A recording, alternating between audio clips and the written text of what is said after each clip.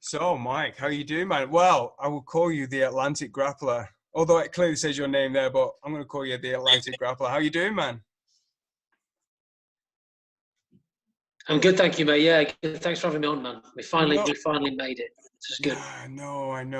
I heard about you from one of my friends off Instagram, and he pointed me in your direction. As soon as I was like, "Oh, he's doing something cool. You need to check him out. It'd be great to have on your podcast." So I was like, "All right." I went onto your Instagram page, and I was like, "What the hell? What is this guy doing?" You know, it was like I was super inquisitive, so I definitely had to have you on. Sweet, man. Well, it's a pleasure to be here, mate. So, yeah, what are we going to talk about? What do you want to know? What I wanted to start off with, man, I could go straight in with what you've got planned for like 2 years' time or about a year and a half time. But what I wanted to talk to you about, man, at the start was like, how did you? Because obviously, when you've been in the Marines, you're also a jiu-jitsu black belt, and those things are earned, man. You know, they take a while to go through. Which came first? Were you in the Marines and then you started jiu-jitsu through there, or were you doing jiu-jitsu before you started the Marines?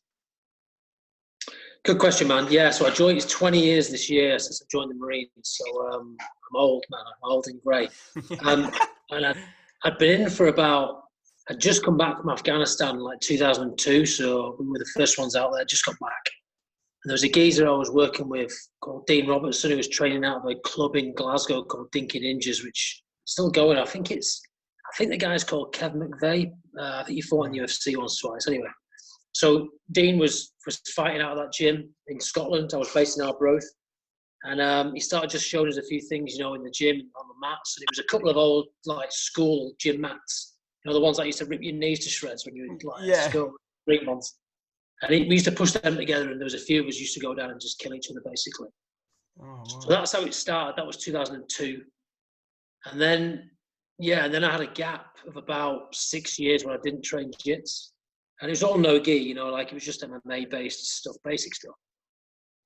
And then I got back into it in 2009, just walked into an MMA place in Leeds. And I always say to people, like, once you've, like, you know you love jiu-jitsu when you have a long time off, but it just reels you back in. Yeah. You know what I'm saying?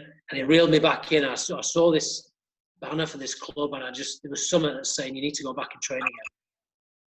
Yeah. Went back in, trained again there. That was like a spit and sawdust basement MMA gym, pretty rough, just all fighters. And a few things happened there. We had a few fallings out. Long story. I'm happy to go into it, but and then I kind of left there, walked into Gracie Barra Leeds, which was run by Tom Harris at the time, who was I think he was a purple belt at the time under Victor Estima. And that was 10 years ago. Wow. And I've been training ever since, man. Wow, man. That's unbelievable. That is amazing, man. It's unbelievable. Like, you started, that's a journey that you started a while ago. Like, do you get much chance to do jiu-jitsu anymore? Obviously not at the moment right now, but do you still do jiu-jitsu? For sure, man. So I got my black belt off Victor. So Victor Esteem is my professor, my head instructor. Great guy, based out in Nottingham, world champion 2011. You know, anyone who knows jiu-jitsu knows Victor, right? Yeah. I think when I started, Victor wasn't even over in the UK. Braulio was over, and maybe Roger and Mauricio, I think, were around back in 2002. And then, I still train, mate. I train out of Gracie Barra Harrogate. So, interestingly, the first night I stepped foot on the mat in Gracie Barra Leeds, there was another new guy there that night. A guy called Lewis Matthews, one of my best friends. He actually runs and owns GB Harrogate now. He's a black belt under Victor as well. Wow. Got it the same year. And so, like, him and me kind of connected on and off the mat. And he was much more of a competitor than me. He's like 10 years younger than me. But we had this like great relationship where our paths kind of followed each other a little bit. Yeah. He went off to Brazil, trained, competed, came back, and we kind of matched each other belt for belt. And it's been a great relationship. So I'm fortunate enough to be able to teach down at his academy, help the students down there every now and again. So it's great. It's a great team there, man. Yeah, man. That sounds incredible, man. It sounds like you say with stuff like that. So did the Marines come before that then? Yeah, so the Marines, joined the Marines in 2000. I was 20 at the time, just turned, passed out in 2001, had a few problems in training, a couple of injuries and stuff. Went to Afghanistan 2002, Iraq 2003 for the war, Northern Ireland 2004 for 6 months.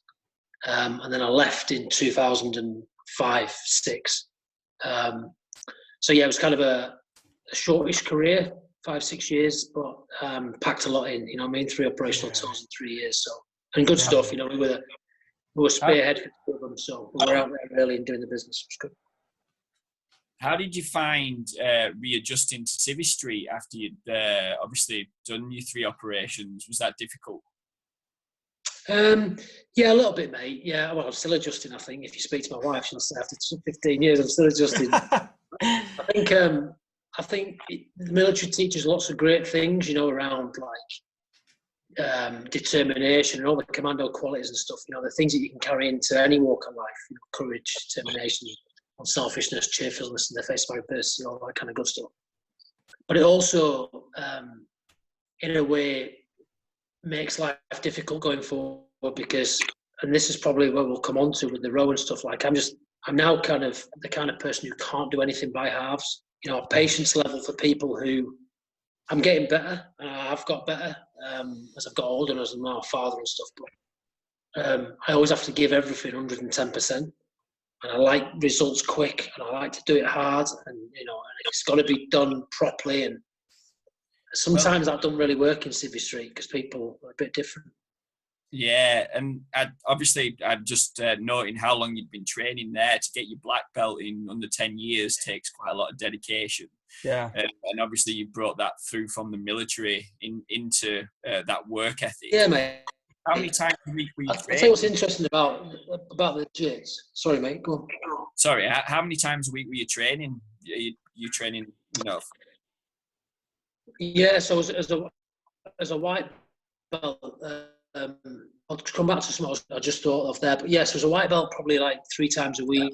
Blue belt times a week. We had a really great setup there. Tom Harris, who's out in Oz now, great guy.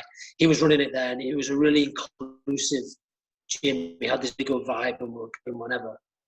And as a purple belt, had a bit of time at home with the kids. So I was training there with another good friend, Khalil, who's a brown belt under Victor and Lewis. So Lewis, Khalil, and myself were training in my garage, and we'd maybe train 4 or 5 times a week. Also did a year in North America as well, where I was training in Canada and New York and stuff, and that was about 4, 5, 6 times a week as well, and competing. So around my purple and blue belt stage, I was hammering it. I was like addicted to jits. You know what I mean? Like everything I read, everything I watched, it was all, you know, it's like if you do jiu-jitsu, like it gets you at the stage like that. And then it's kind of tailed off a little bit. So now, I mean, particularly because I've got this other stuff going on, I'm not getting down as often as I would like, but still connected. I'm still doing the training. I'm still teaching, and it'll always be a part of my life.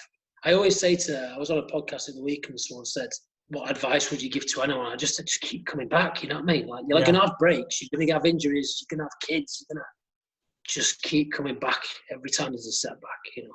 And what I was going to say before was I needed jiu-jitsu. I think you're talking about adjusting to Civvy Street. Like, I do find it's very similar to the military insofar as it gives you like a brotherhood. It gives you a focus and goals, and it's not easy. You lose more than you win in jiu-jitsu, don't you? You know, you usually lose a lot, and so it really challenges a lot of the things that the military challenges. You know, so I'm thankful that it's replaced the military in many respects. Yeah. So where are you based now? Because obviously if you're training in Harrogate, are you still based in Leeds? Because I've seen that the charity that you're pushing towards is the Kids Care, which is a Leeds-based charity. How did you... Leeds Care, mate, yeah. So how did you become involved with them? And are you actually still based in Leeds? So I'm in Leeds, yeah. I'm sat in Leeds right now.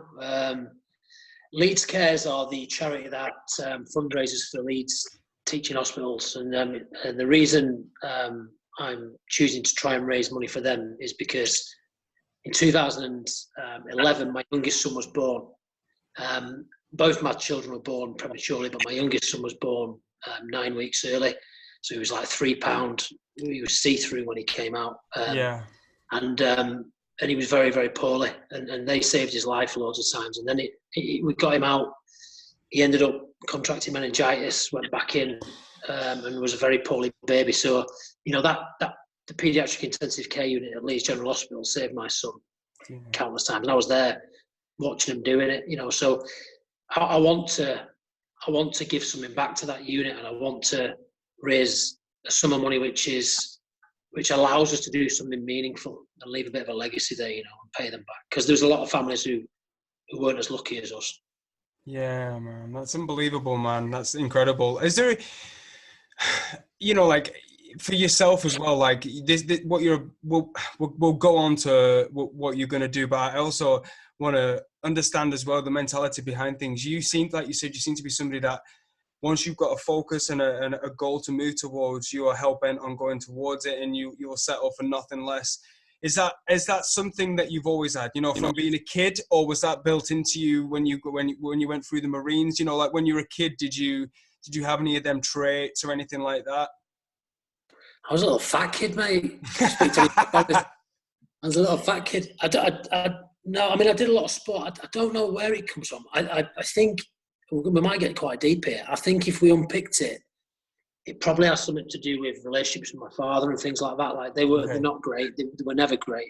And I do think not just that relationship, but I think anyone who chooses to do something, well, I'm not going to call it extraordinary, but many people would, you know, doing like rowing an ocean, joining the Marines, you know, spending so long getting beaten up on the mats.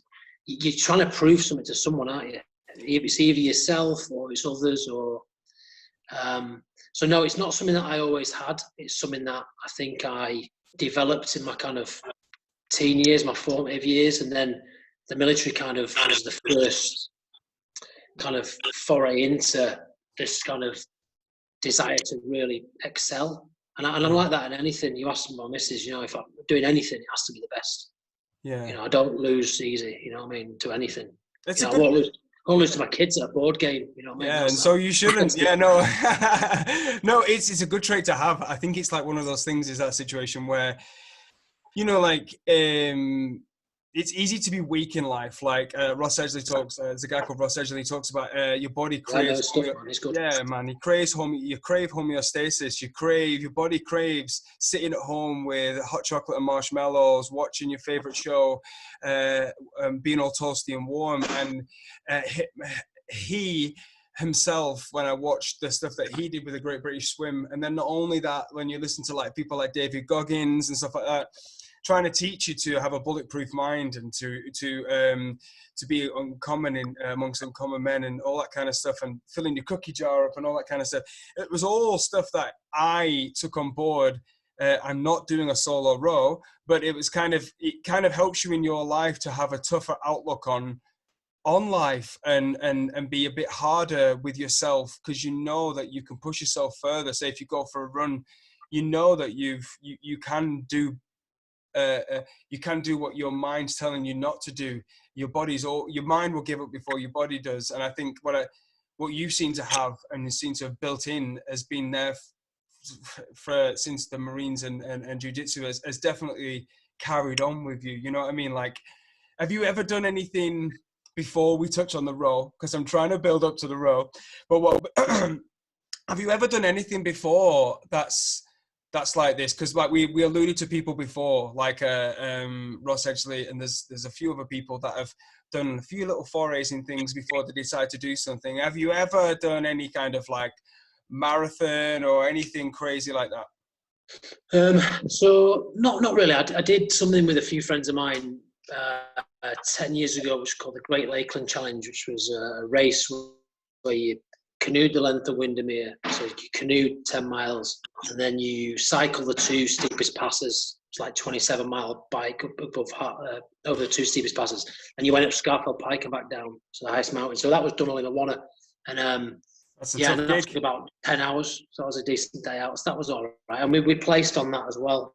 So that was good. And then I've done a couple of Well, they didn't start out, but this illustrates my kind of mindset, I suppose. So I've done a couple of the Fjällräven classics. There's a Swedish outdoor brand called Fjällräven. They do yes, some classic kind of hikes out in northern Sweden, and I did that with a friend of mine, and he went for a nice relaxing hike for a week, and I was like saying to him, I reckon we could come in. There was 2,000 people on it. I said, I reckon we could come in the top 10%, like, you know what I mean? And then he was like, top 5%. And then it was like, so what we did, we came in the top 100 people out of 2,000. And then the following year, we went to Denmark and did it. There was 2,000 people again, and we won it. oh, So, wow. and he didn't enjoy that process at all. But there was something inside me that kind of, if I see someone down a track, I kind of have to overtake them. You know what I mean? I don't know what it is. Yeah. Just a bit of a dick, maybe. No. No, I hope not. No, it's good But though. it's like wired into me. You know what I mean? It's wired into me to want to excel at whatever I do. And I don't know why it is. Yeah. Maybe I need to go see someone. I don't know. Maybe. No. I think it's weird because Joe's a blue belt. I've only just started myself. I think I got 3 tags on my white belt, and so when I found out you were a jiu-jitsu black belt, as well as the fact that obviously the first thing that I saw, the primary thing I saw was the solo row, and then I found out that you're a black belt as well. It's like, fuck, this is like you've not only got that, but you've got this thing that for me, and for Joe, to be able to attain that in life would be, would definitely be a massive box ticked. You seem to be someone that likes to collect. Well, if you've seen Goggins, you definitely seem to be like someone that likes to fill up his cookie jar. How did your joints fare from being in the Marines for one, and then obviously all that rolling that you'd had to do to get to a black belt? Yeah. However, your joints fared. Are you still quite mobile? Are you still... I'm really healthy, mate. Yeah. I mean, I've always trained. I do think that the Marines really gives you a really solid engine. And a lot of the stuff that back then we were doing, there was no mobility. Like a foam roller hadn't even been invented when I joined. No. Do you know what I mean? There was no rehab. It was like stretching the shower, fellas. You know what I mean? If you can be asked, none of us did. So.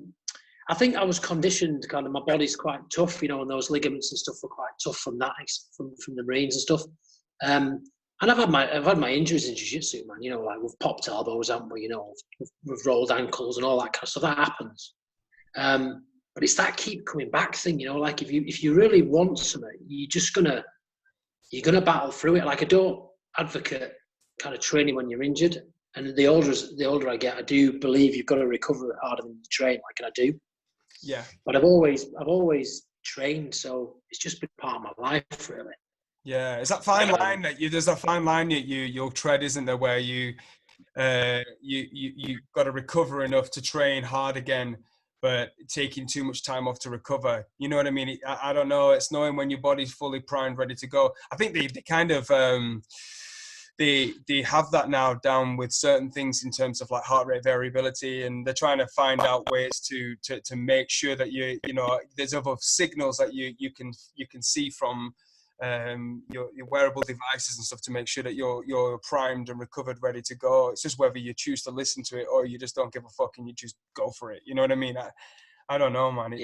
It's a tough gig. So you say you as well, like you yourself, you've seen like Ross Edgley. There's somebody else as well who's done something equally as inspiring as what you've done as well. It's a guy called Colin O'Brady, and he did something called the Impossible Route. It was over Drake's Pass, Yeah, I've seen it, man. Yeah, man, crazy shit. So like, cold.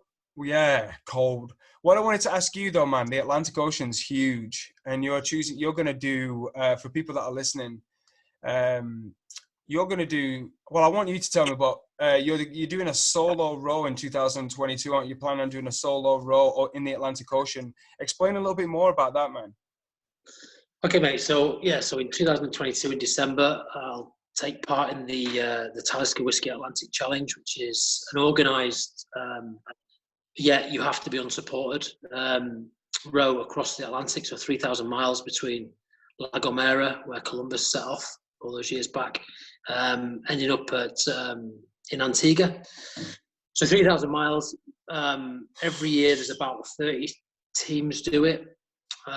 Most people who attempt this quite rightly decide to do it as a pair or as a 4 or as a 5 or as a 3.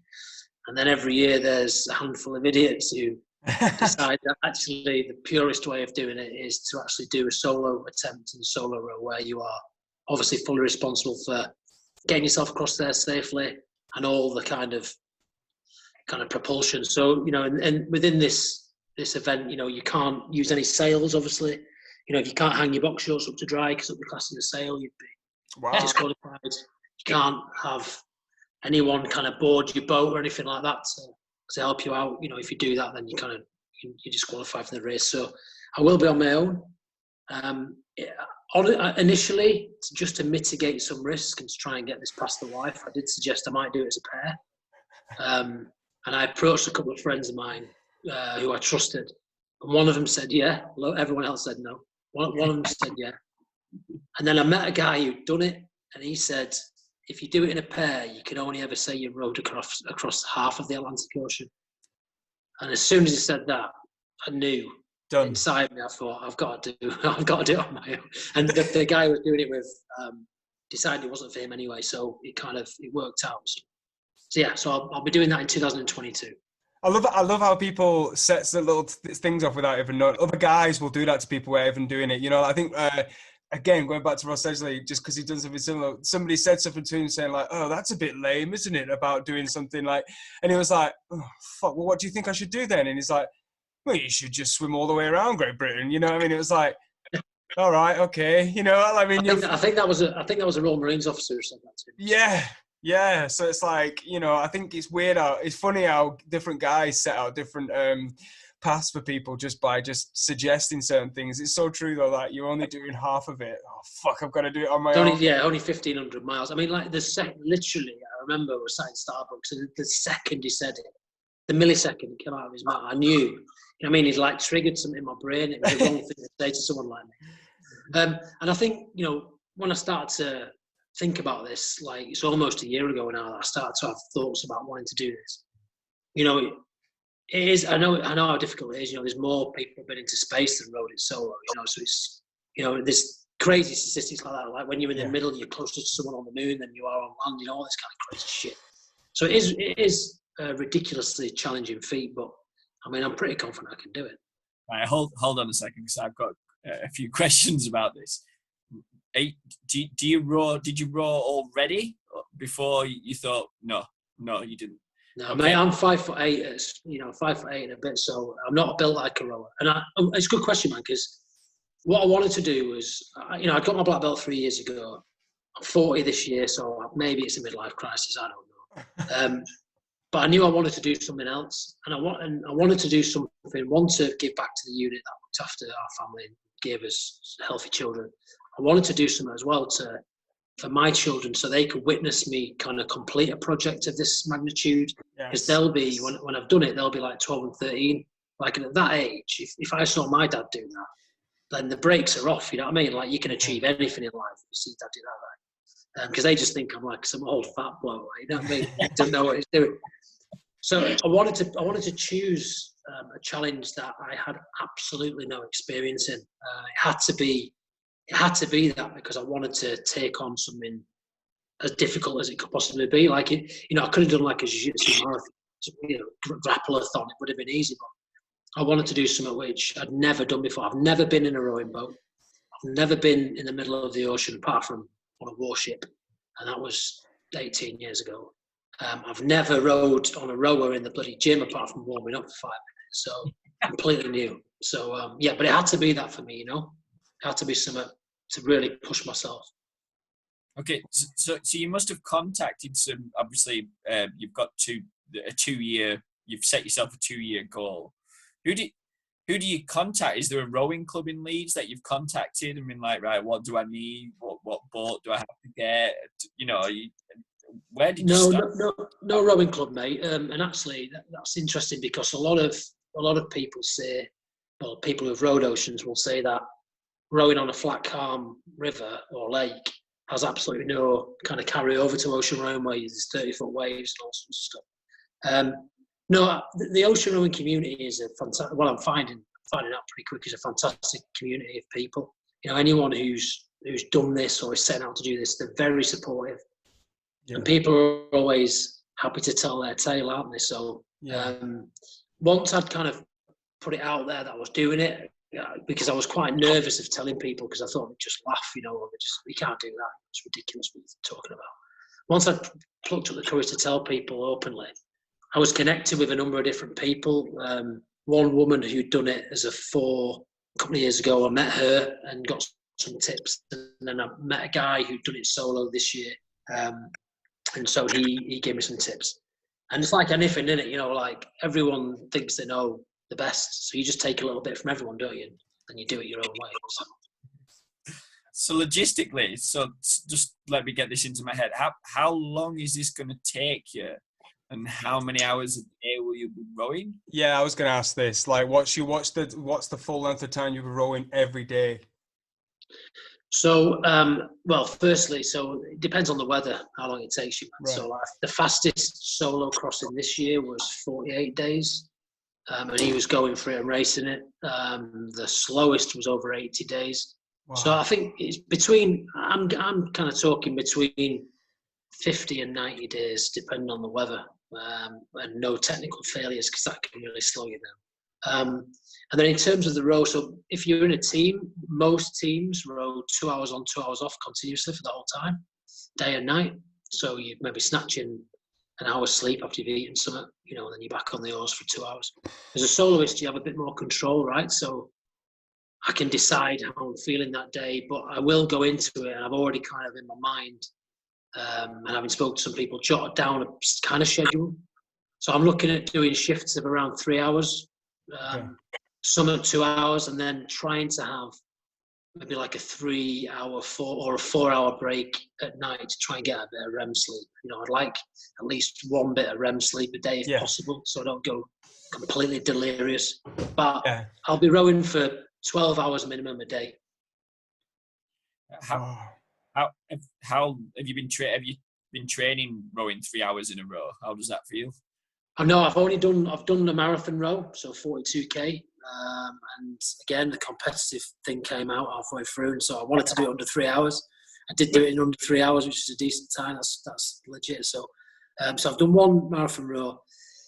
What I have done, which is the first time I've ever done this, because I've always trained, as I've said, and I know my way around a gym, and I know my way around staying healthy. I've taken on a professional performance coach for this, because not so much for the physical preparation, although it is great to know that there's some science behind what I'm doing. But I know for a fact that the hardest thing of all of this is going to be the mental side of it, and I can't push off in La Gomera on a 3,000-mile ocean row not knowing that I've nailed everything. Yes. And so, I didn't want any questions in my mind around, like, did I do the right phys? Did I train hard enough? Did I do the right kind of training? Like, I know my physical preparation is taken care of now, because the guy I'm working with, Paul Keller, is an amazing performance coach, works with some fantastic athletes. So I've really got some good backing there, What's he implemented? Especially what's he implemented? Is he implemented weights? Cardio. What's he implemented to strengthen your mind game? Because obviously, if you talk to a Marine, the mental fortitude is the main part of being a Marine, really. So, what has he done? Exactly. Can you tell us specifically what he said? Yeah, of course, mate. Yeah. So, like, the first thing I said to him, because I like I say, I've been training, and I do my own training, but like when I contacted him and spoke to him for the first time, like he said, the first thing he said was, "You need to be injury free for the next 2.5 years." And I was like, "Yeah, I do. You're right." And the way I was training, because of the way I've been in the Marines, and every time I train like a beast myself. Yeah. You just fucking beat yourself, don't you? It's crazy, man. Every day you're just going to kill yourself, and you feel like if you haven't, you perhaps haven't trained hard enough. Well, he said, "You got to forget that." And I just do what he says, man. And for the first 6 weeks, it was super light and a load of quality movement. So a lot of body weight, kind of lunge specific kind of work, but in different planes, lots of different stimulus, but it was all about quality. There's no heavy weights. There's no thrashing yourself. It was quality. And that was the kind of the strength side of it. And that's starting to increase. But he wants to kind of build like the widest possible base to a pyramid and then stack things on top, right? All the like specifics I need. And in terms of the rowing, it's fucking brutal, man. It's brutal. Yeah. It's killing me. I'm doing like anaerobic. Today was an anaerobic power day. So it was like minute max efforts on the sprint, on the rower. I do like a long row every week for about an hour at the minute. And I do 2 anaerobic sessions and 2 aerobic power sessions on the erg as well. So that's brutal. You know what I mean? Sprinting on the row is just dreadful. Yeah, man. You're fueling to like different types of like energy systems there. Like how do you fuel yourself, man? Like, you know, like in a sense of like, does your diet vary, you know, and have you considered what kind of diet you're going to take on your own to solo that far, you know? Yeah, well, yeah. I mean, my diet, we eat pretty clean during the week as a family. Yeah. I have a sweet tooth. I don't drink, rarely drink. I don't smoke, don't take drugs. So like, you know, chocolate's my vice, man. So yeah. on a weekend, I'm falling headfirst into a bag of large buttons. You know what I mean? I don't give a shit. So I'm still eating that stuff, but that's fine. What I do is I take on board, you know, my daily protein intake is on point, you know, and I make sure that I do like refuel after workouts with protein and carb mix. I always take on board protein before I go to bed, before I train. So around my training, it's really structured and I make sure I don't miss it before bed. But in the day, particularly at weekends and stuff, I'm a dad of 2 kids at 9 and 10 years old. They want to have a cornetto in the sun. I'm having one with them. Yeah, you know what I mean? Man. Yeah, exactly. Yeah, it's there's sometimes I beat myself up over stuff like that. You know, you go for a walk and, you know, like it's just you just definitely have got to live life as well. You know, I completely understand there. But you sound like you're ticking boxes there. You're definitely doing enough to repair whatever damage you're doing to your body in terms of taking the protein and definitely the protein and carbohydrates in at the right time as well. You know what I mean? Have you ever done anything? Is that something you've always known about nutrition in regards to, because obviously you're super physically active. Did you ever have to do anything? Have you just learned that through your life in a certain sense? Yeah, mate, it's just been self-learning. And today I did a rowing seminar with a guy called Duncan Roy, who I'm going to use for like my own water training. Like, you know, I'm like a student, you know what I mean? When it comes to new things, I just want to absorb information. So yeah, so I've always kind of learned about that, but I've got good friends as well who've always trained, and they're in far better physical kind of condition in terms of looking wise. But like I've always said, like, because they take the piss out of me, like fat dude. But like, I've always said, you know, it doesn't matter what you look like. You know, your body's like. I can't remember what Ross says. He says a really good kind of phrase for it. But I tell you, I was watching a podcast the other day, the next SAS guy, and he was saying, like, cause I know quite a few geezers in SF, and none of them look like Adonises. No. You know, you'd think that they would, but they don't, man. You know, they can be like little guy, pot belly, tall, skinny dude. You know, they all look different. But it's not about the way you look. If you're doing training for the way you look, purely and simply, like if you're competing, fair enough. But if you're not, and it's only vanity, you're missing out on so much, man. Yeah, because the sacrifices ain't worth it.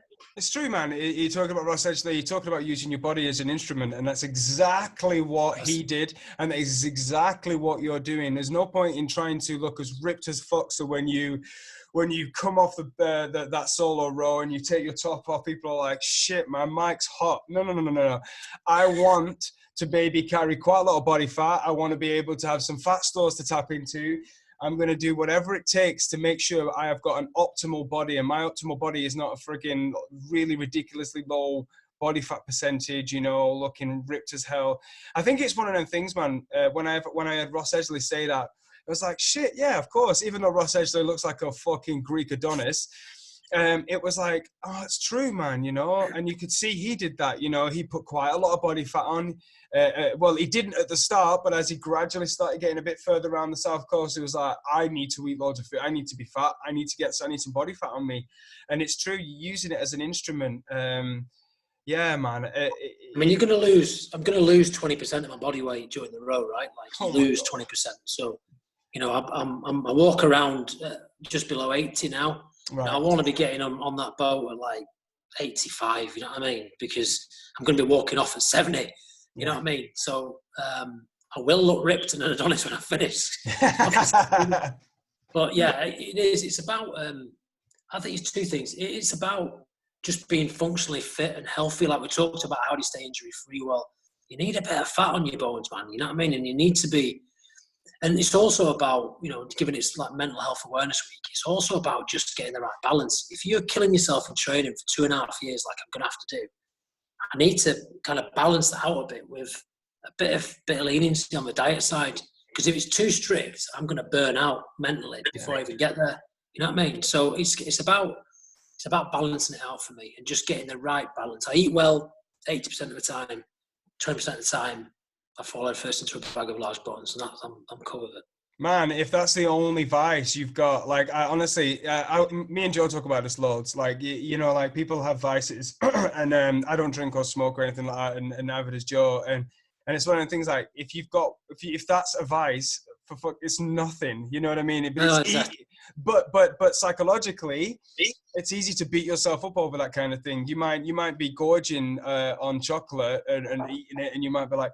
And then after it, you're like, oh man, you know what you took on wasn't prime food to be putting in your body, but you're like, you psychologically got to just let it go, because you know that your body's just going to just get rid of that in no time, because you've constantly got that engine burning, you're constantly firing it. You know, it's hard psychologically though. Like you say, when you used to be fat, like used to be a fat kid, and I myself as well used to be fat. It's like that psychological thing of like, what am I doing? I shouldn't be doing this. You know that when you used to do this, you didn't like yourself. You didn't used to be blah blah blah. It's all psychological, man.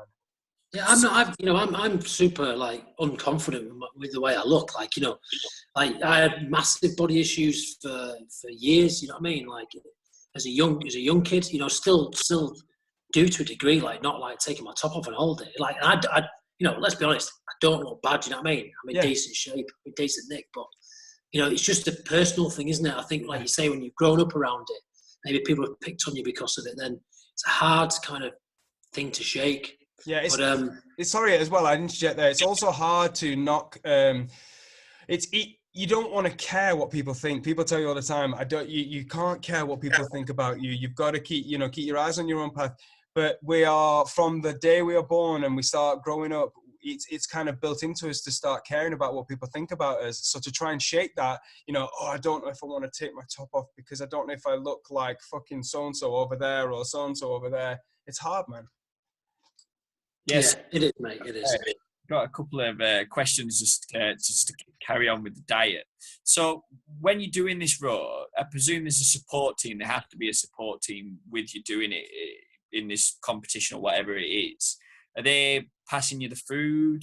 And the other question, which is obviously a bit like just been playing on in my mind, is what about the toilet? What happens about the toilet? How do the toilet? You know, like, well, yeah, first one, mate. So like I said at the start, it's unsupported, right? So no one's passing you any food, no one's getting on board, no one's giving you anything. So you carry all your own food. It's all dehydrated meals. I'm just trying to secure a food sponsor, and it's a hard graft, but so you need to work out per kind of kilo of body weight, times it by 90, I think it is, to find out your calorific intake per day. So I'll be taking on board around 6,000 calories a day.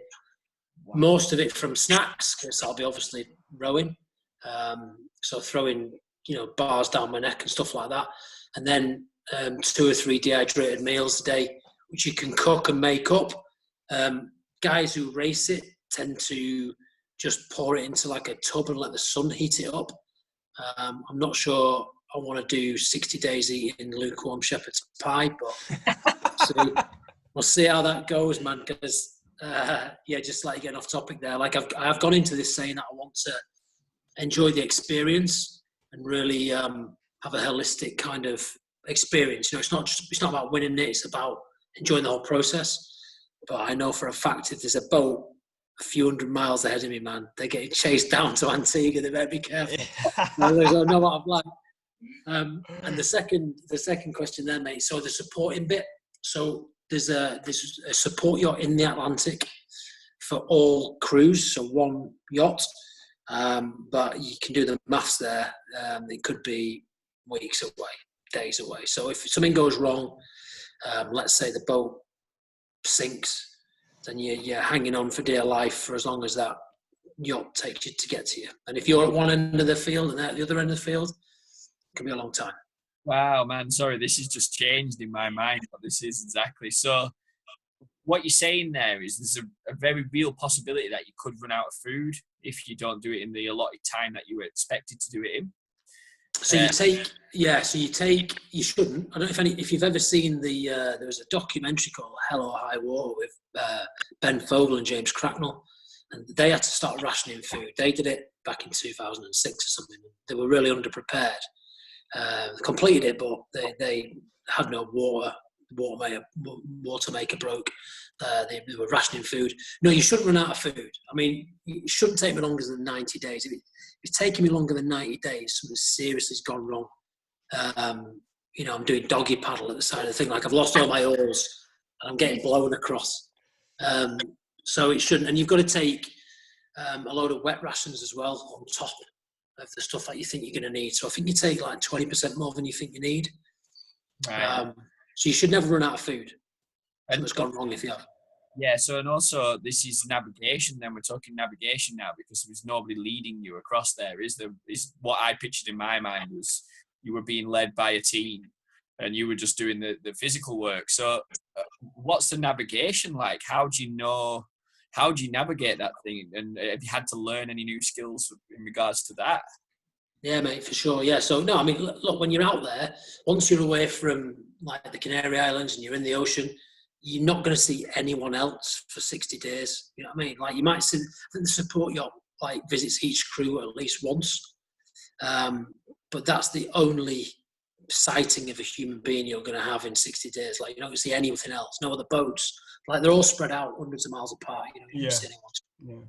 Yeah. And in terms of training for it, yeah, so there's a number of kind of qualifying things you have to do to get to the start line. You have to do a lot of mandatory courses. So Royal Yachting Association courses. One of them is navigation, essential navigation and seamanship. I'm actually going to train up to yacht master level, which is like the highest level in theory. I've got the time, and again, it's another mental thing ticked off when I set off.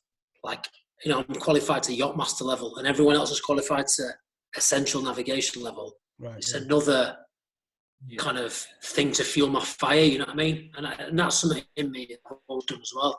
I've always tried to be more prepared than anyone else because it just gives that a little edge. You know, like if you competed in jits, like you want to know your weight cuts better than everyone else. You want to get there before everyone else. You want to be in the bullpen before everyone else. You want to be better warmed up than anyone else. You want to be wearing the best gi. You know what I mean? Whatever it is, that's going to give you that little psychological kind of edge on everyone else. So I'm going to be well prepared.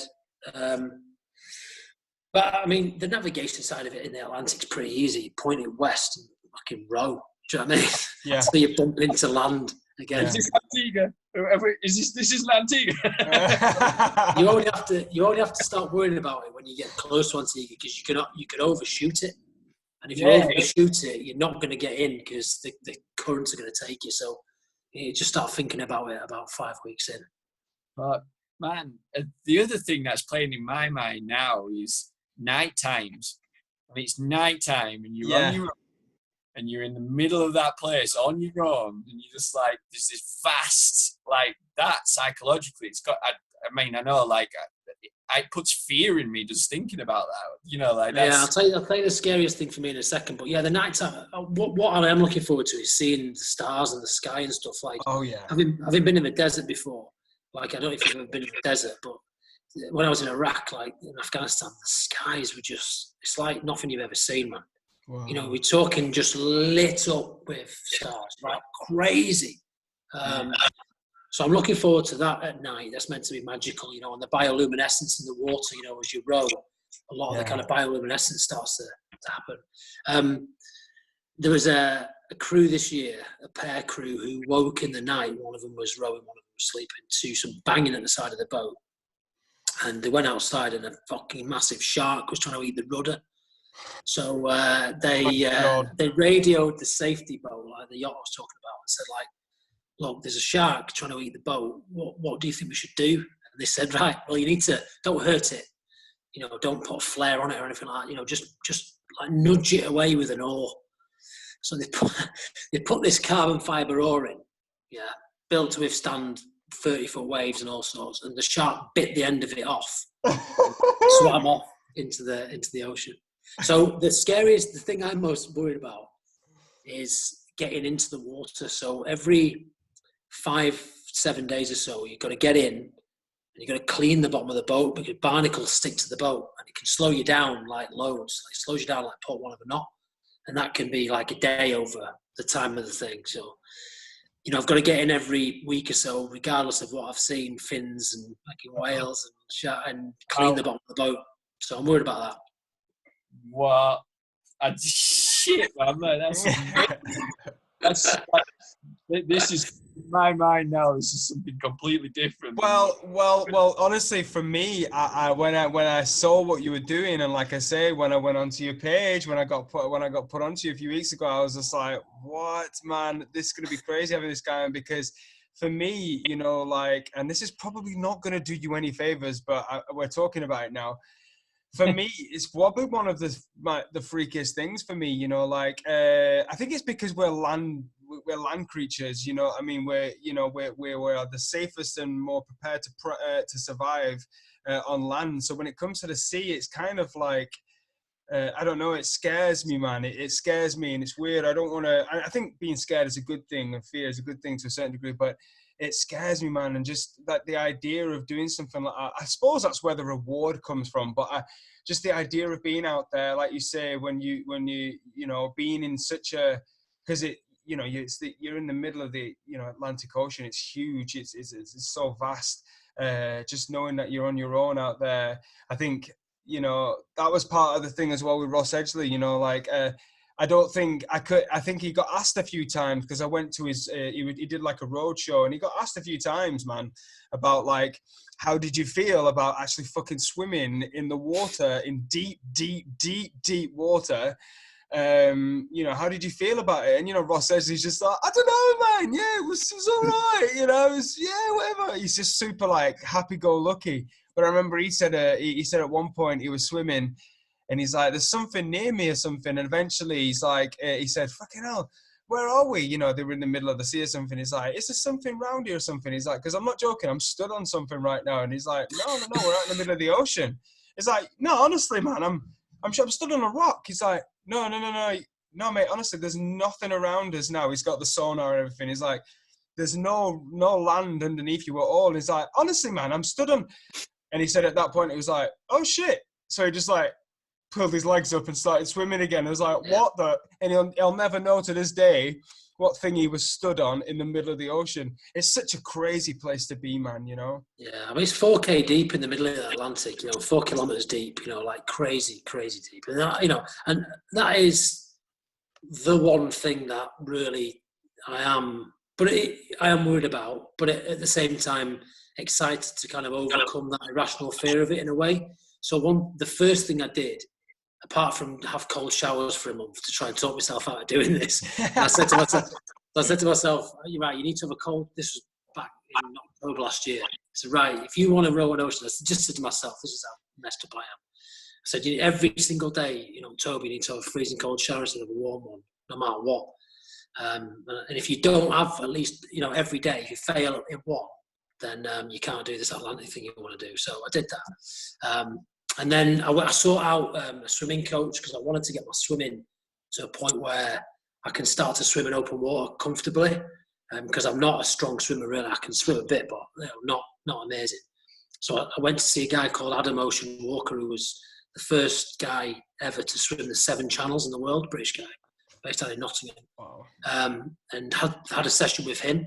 and I've been swimming up until the lockdown. So my intention is that I will do some open water swimming in deep water, just to get again that mental thing kind of gone before I have to do it for real. I just don't want to be looking around and see a fucking shark come past. You know what I mean?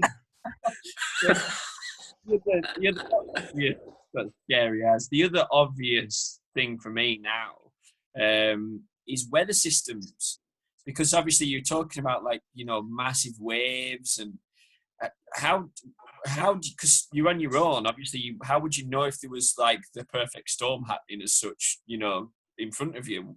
How does that play in? So good question, mate. So every 24 hours you get a weather update from the Atlantic campaigns, who are the kind of organizer of the race, the safety op, but it's a very kind of broad brush weather kind of pattern for the mid-Atlantic.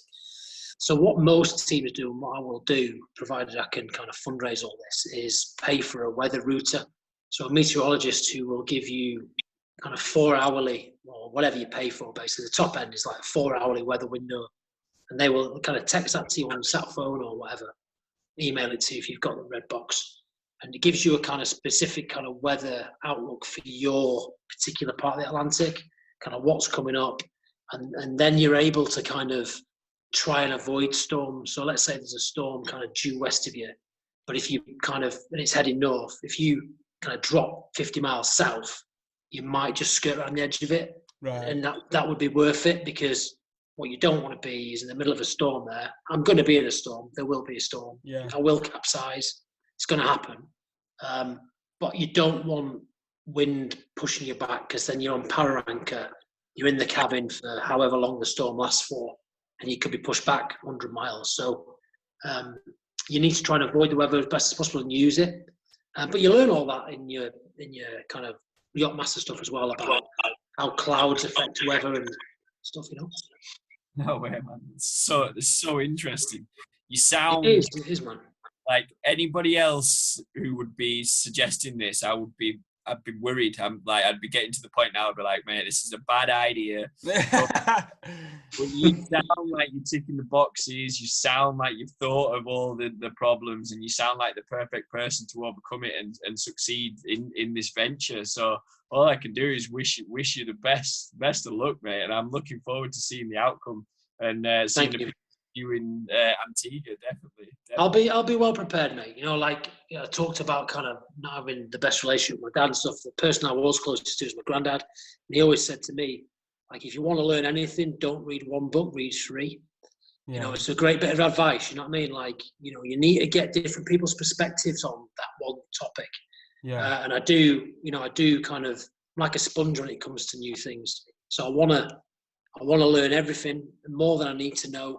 So psychologically, when I embark on this crazy voyage in a couple of years' time, I'll be ready. The one thing, obviously, I can't control, which is the most stressful thing, is fundraising it all, because I need to raise a significant amount of money up front to be able to buy a boat and things. I need corporate sponsorship on board. So, and obviously, businesses are struggling right now. So it's a shout out if anyone's listening who wants to align with my values and help the NHS, then they can contact me via the website, and we can stick the name on the side of the boat. Yeah, man, that sounds like we'll definitely get all the information you need from you when we put it out. It definitely sounds like an amazing thing to do, and we all get one life and we all get one chance to make an impact on the people around us. But not only that, the most important person is yourself. What did you do when you were alive, and did you live a fulfilled life and do things that you thought challenged you? And one thing about you, dude, like that just screams out to me, is that you are definitely one of them people that's like, I'm fucking doing it, and this is what I'm gonna do, and I admire that in you so much, man. Even speaking to you now, seeing you what you wanted to do, but then also speaking to you, man, you definitely, it's infectious. I think people like that I'm ranting now, but I think people like that I think the more nowadays we can listen to audiobooks, and we can listen to podcasts, and we can listen to all these people talking to us about things, and you realize how many killers are out there, man. How many people are out there that are doing things that you want to do, but you're just not doing it yet. And it's so good that it's so good that you're actually taking what's the term? Taking the bat and running with it, or taking the ball and running with it. You're doing it, man, and I'm excited, man. So far, I've only been following you a little bit on Instagram, and I'm excited. I see you working out every day. I see you working on your mobility. I see you're pushing it, and I know you're gonna do it, man. And I know you're gonna, like, I'm excited to see you carry on doing it, man. Thank you, bro. Yeah, I mean, it's been, I've not been on social media for a few years, so it's a new venture for me. Yeah. The inspiring thing is part of it. Like, I've got that on my Insta profile. Like, I'm going to engage with a lot of local schools. I want children to see this. I want children to see what's possible in life. And I do think, like, rowing oceans and martial arts and the military isn't for everyone, right? But it's all relative. Like, all I'm trying to say to people is, look, I'm no super athlete. I'm sponsored by Castor Sportswear, a brand who just partnered with Rangers Football Club, and they sponsor Andy Murray. So a big shout out to them for supporting me. And I wrote a journal for them. It's on their website. And I talk about living better never stops, which is their strapline. I suppose we could kind of finish around here. So, like, I'm no super athlete. I'm 40 years old. I've got 2 kids. I've got a job. I've got back fat. For my mates listening out there before they start putting the comments, but it's about your mind. It's about what you want to achieve for you. And I put in the journal, like, a lot of people are talking about doing these 5Ks. Do a marathon. The 5K will happen on the journey. Just set yourself the goal of a marathon one day. Why not? You can work towards it, can't you? It's going to take you longer. It's going to be tougher. There's going to be ups and downs. But you can do that. And the 5K will just fucking happen. Don't sell yourself short, I suppose, what I'm trying to say. With a 5K, you can do more than that. And as the ocean, I could have rowed to Ireland, and it still would have been great and amazing. But why not row 3,000 miles instead? Dude, that is just perfect, man. That's just a great place to end it.